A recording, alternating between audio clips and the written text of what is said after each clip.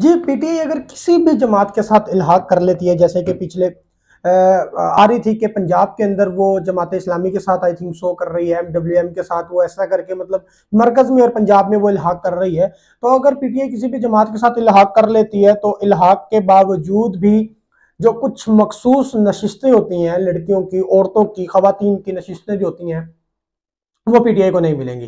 ठीक है, वो हुआ कुछ इस तरह से है कि पीटीआई को किसी जमात से इल्हाक के बावजूद भी मखसूस लिस्टें नहीं मिल सकती।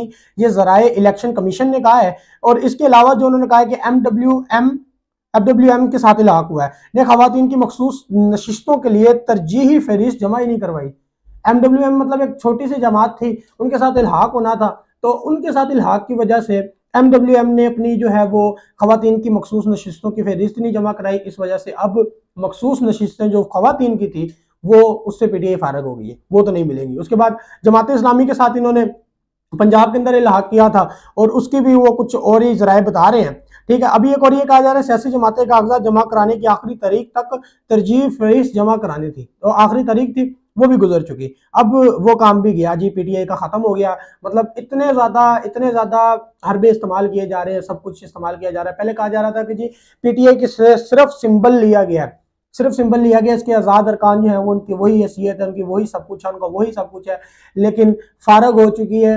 अब इससे मतलब खत्म कर दिया गया। बिल्कुल ही निचोड़ ये निकला है जी कि अब जो उनकी नशिस्तें थी वो भी मखसूस रह गई हैं। अब वो भी नशिस्तें कोई और जमात ले जाएगी। मतलब अगर ये उसके अंदर आते भी हैं, अगर उसके क्या कहते हैं हुकूमत के अंदर आते भी हैं, तो बस ये कुछ हो रहा है जी। ये जराए ने इलेक्शन कमीशन की आपको बता दिया है। सबसे पहले मुझे इस बात पे बड़ा अफसोस है, कहा जा रहा था कि ये जमात जो है इसकी कानूनी हैसियत वही है, ये वही जमात है, only the symbol is taken, सिर्फ सिंबल लिया गया है, लेकिन तरीके इंसाफ जमात के तौर पर अभी भी पैराग्राफ पर है, अभी भी ग्राफ पर है, अभी भी वो सब कुछ अपने उसी मुताबिक कर सकती है, करेगी, करती रहेगी। लेकिन मिल गया ये जवाब, मिल गया है। ये जवाब बहुत ही खतरनाक है। अगले से अब जो है बाकी हुकूमतें देखें क्या करेंगी, बाकी जो भी हुकूमत बनेगी उनको ये सब कुछ टिकट्स, ये सब चीज़ें, ये सब रेफरेंसेस, ये सब चीज़ें जो है सब अथॉरिटी जो है वो उनके पास चली जाएगी।